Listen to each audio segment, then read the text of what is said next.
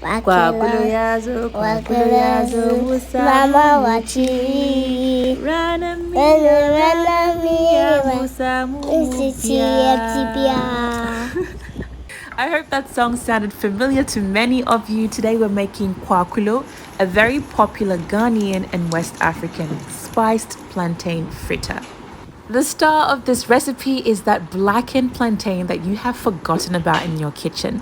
The darker the exterior means that it's more optimum for this recipe. You want to use a very ripe plantain that is really sweet, so that when you add your pepper, ginger and onion, you have the perfect combination of sweet and spicy. Today I've kept it traditional and used an asanka to grind all my ingredients together.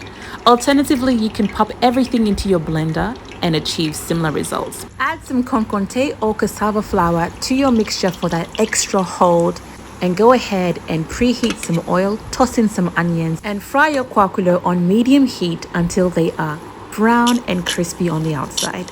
Don't forget to garnish with some groundnuts. It's truly the game changer. Follow for more recipes.